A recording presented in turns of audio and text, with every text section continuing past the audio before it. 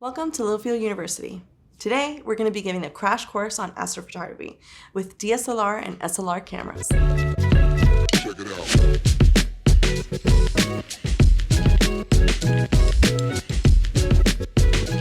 Astrophotography is the practice of photographing the night sky.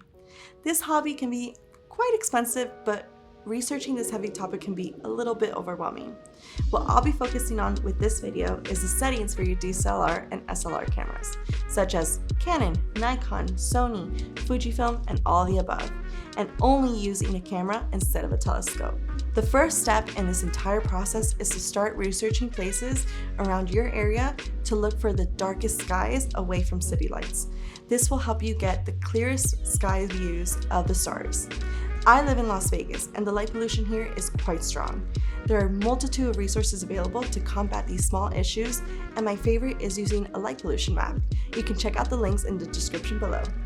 With the help of this map, we decided to start our stargazing opportunity near Boulder City, as the light pollution isn't as prominent, so getting away from the light is your first step. With so many elements out of our control, ideal circumstances are needed to follow this process. After all, as creatives, we adapt. So let's jump right in. We are getting ready to create a photograph of the night sky. And right now, as you're seeing your images rendered, you'll start to notice the amount of light pollution we have. In a large metropolis area, it's inevitable to find some dark skies to be a lighter blue. Currently, we're working with the full moon now, which presents its own disadvantages. Since the moon is so bright, to better our outcome, we can always research when the moon is scheduled to set and work around those times. Here is our camera, lens, and tripod setup. Very simple. We have the Canon R with a 16 to 35mm lens and an f-stop of 2.8, which is the aperture you want to be at.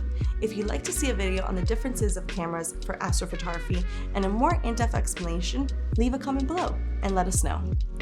Our lens in this process is important because to capture the stars and the Milky Way, having a wider lens gives you more of an opportunity for your entire frame to be in focus, and compositionally allows you to see more of the night sky.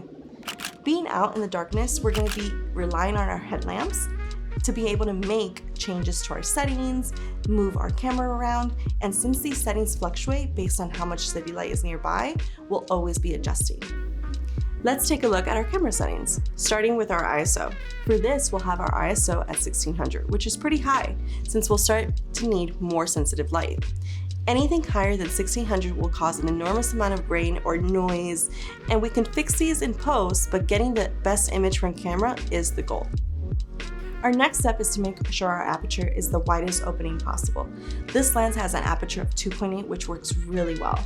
Our depth of field is a little more shallow, but we have a wider lens. And since we're setting our focus to infinity, the stars should be crystal clear. After getting your aperture to the widest possible, we want to make sure our camera shutter speed is at 30 seconds. This is a great place to start, and of course we can always adjust if it feels too bright or it feels too dark by making the shutter faster or slower. It may take a few tries before getting it just right, but the minute you find that sweet spot, it's like you opened a whole portal to a whole universe. Having these extra sets of resources at your disposal will help. A remote control shutter or a phone app to a wireless camera system if your camera supports it. And with these tools, you can make it easier and better. There you have it, guys. We took our first step into astrophotography. Let me know what you think by leaving a comment below. And if you enjoyed the video, do me a favor and give it a like. Subscribe to the channel, and of course, hit that bell icon to get notifications whenever we post a new video. Thank you for watching, and see you in class.